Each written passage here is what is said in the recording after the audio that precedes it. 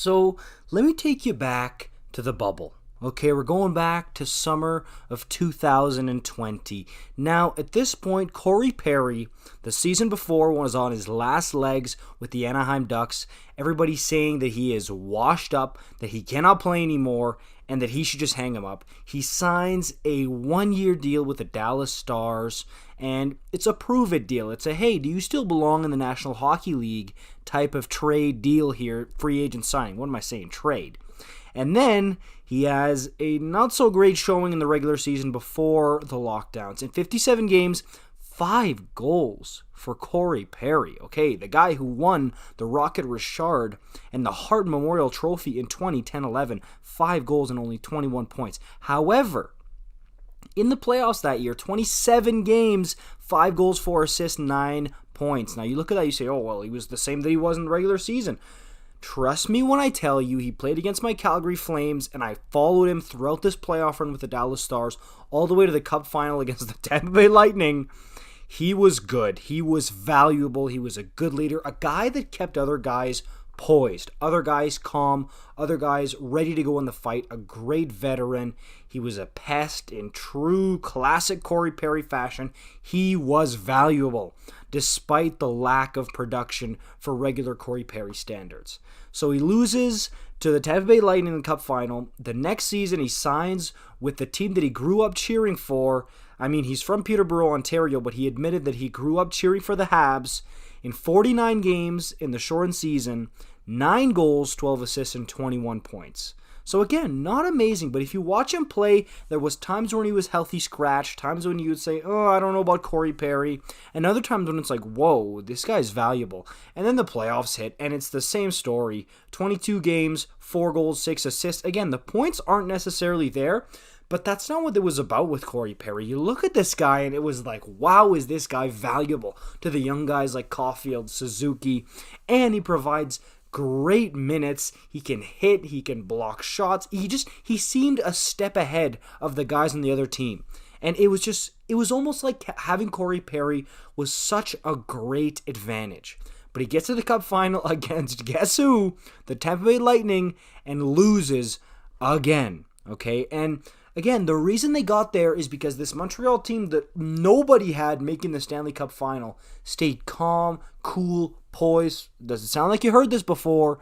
And they knew what they were taking on, which allowed them to pick apart Toronto, pick apart Vegas, pick apart Winnipeg. Like this, honestly, I don't want to say it's the Corey Perry effect, but he had a role. He became beloved in Montreal the same way he became beloved in Dallas. And it was like, hey, having Corey Perry on our team might not give us a huge boost in offense, but it's an advantage.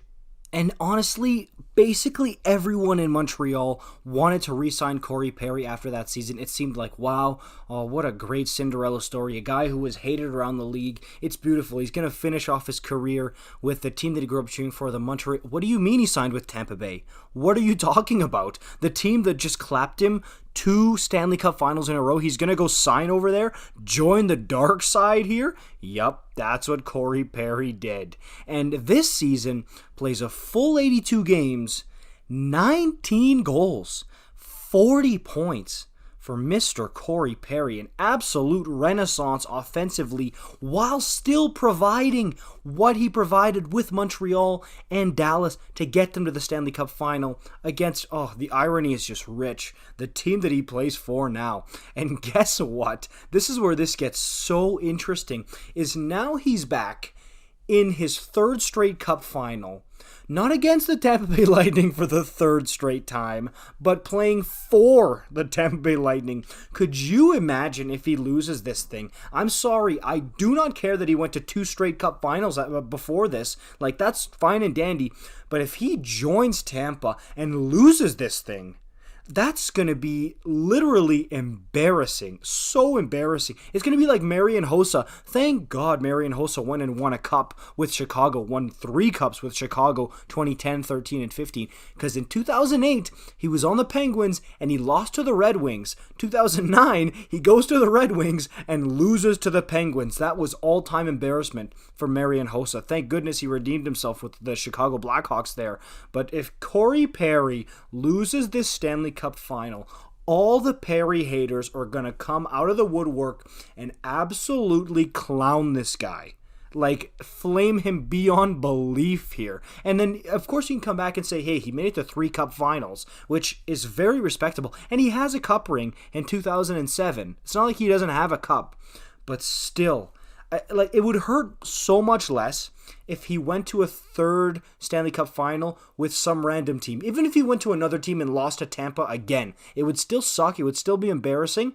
But not as bad as joining the enemy and then losing. So, I mean, whatever you think about Corey Perry, he must be nervous. He's got a lot on the line here. And for his legacy, he needs to win the Stanley Cup with the Tampa Bay Lightning. Let me know what you guys think in the comments down below about this. Are you cheering for Corey Perry? Are you cheering against him? Let me know, comments down below. See you in the next one. Peace out.